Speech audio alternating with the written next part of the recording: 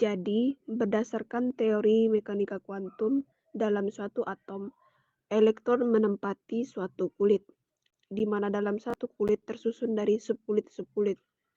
Satu subkulit tersusun dari orbital-orbital.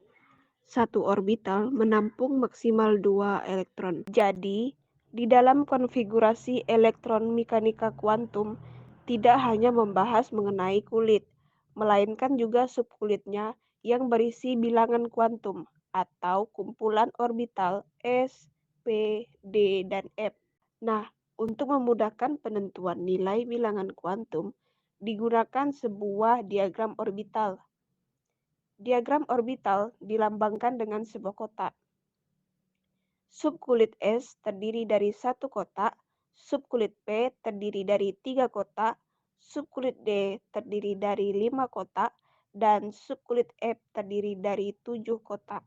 Dalam model mekanika kuantum, penulisan konfigurasi elektron menggunakan diagram orbital perlu mengikuti aturan penentuan konfigurasi elektron berdasarkan orbital. Kedudukan elektron terluar dari suatu atom bisa ditentukan melalui bilangan kuantumnya. Berikut bilangan kuantum terbagi menjadi 4 jenis, yaitu bilangan kuantum utama dilambangkan dengan N, bilangan kuantum azimut dilambangkan dengan L, bilangan kuantum magnetik dilambangkan dengan M, dan bilangan kuantum spin dilambangkan dengan S. Yang pertama, bilangan kuantum utama atau N, yaitu tingkat energi, orbital, dan kulit atom. Jenis bilangan kuantum utama yaitu N sama dengan 1 disebut kulit K, N sama dengan 2 disebut kulit L, N sama dengan 3 disebut kulit M, N sama dengan 4 disebut kulit N sama dengan 5 disebut kulit O, N sama dengan 6 disebut kulit P, sama dengan 7 disebut kulit Q, dan seterusnya. Yang kedua, bilangan kuantum azimut atau L, yaitu subkulit. Jenis bilangan kuantum azimut yaitu subkulit S harga L sama dengan 0, subkulit P harga L sama dengan 1, subkulit D harga L sama dengan 2, dan subkulit F harga 1 sama dengan 3. Bilangan kuantum magnetik merupakan bilangan kuantum yang menyatakan kedudukan orbital dalam ruang dan orientasi khusus dari orbital tersebut. Dalam ruang terhadap inti yang dinotasikan dengan M, harga bilangan magnetik M tergantung pada harga bilangan kuantum azimut atau L, yaitu semua bilangan bulat dari negatif L sampai dengan positif L, termasuk 0. Bilangan kuantum spin menunjukkan arah perputaran elektron pada sumbunya selama mengelilingi inti yang dinotasikan dengan S.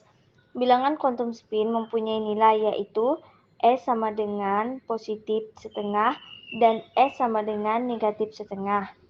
S sama dengan positif setengah, maka arah perputarannya searah jarum jam.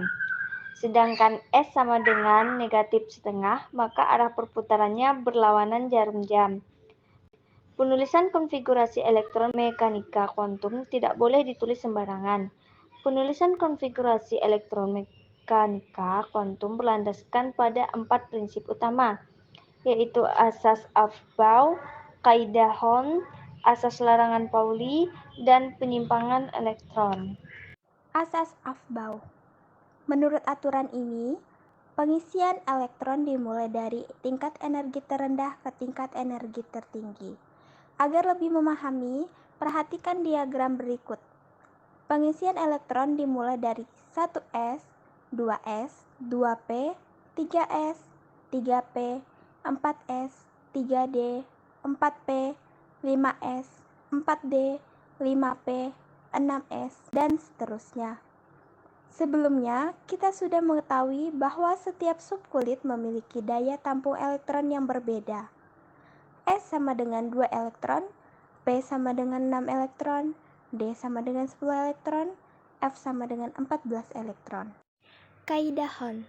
Berdasarkan aturan Hahn, pengisian elektron ke dalam orbital-orbital suatu subkulit dilakukan dengan mengisi orbital satu persatu terlebih dahulu sampai setengah penuh.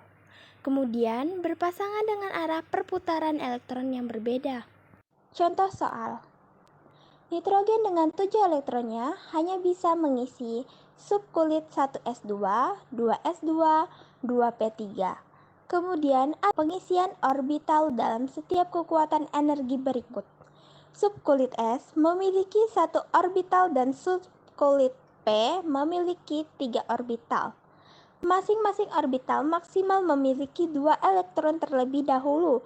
Kita isi orbital 1s2 elektron, dilanjutkan dengan orbital 2s2. Elektron selanjutnya, kita akan mengisi orbital 2p dengan elektron yang tersisa sebanyak 3 elektron. Ini merupakan cara yang salah. Di sini aturannya kita harus mengisi semua orbital p terlebih dahulu, seperti berikut. Aturan yang ketiga yaitu asas larangan Pauli. Menurut aturan ini, tidak boleh terdapat 2 elektron dalam satu atom yang keempat bilangan kuantumnya sama. Maksud dari keempat bilangan kuantum yaitu bilangan kuantum utama yang dilambangkan dengan N, bilangan kuantum azimut yang dilambangkan dengan L, bilangan kuantum magnetik yang dilambangkan dengan M, dan bilangan kuantum spin yang dilambangkan dengan S. 1s2. 1 menyatakan kulit dengan bilangan kuantum utama, yaitu N sama dengan 1. S menyatakan bilangan kuantum azimut, yaitu L sama dengan 0. 2 menyatakan jumlah elektron dan bilangan kuantum magnetik, yaitu M sama dengan 0.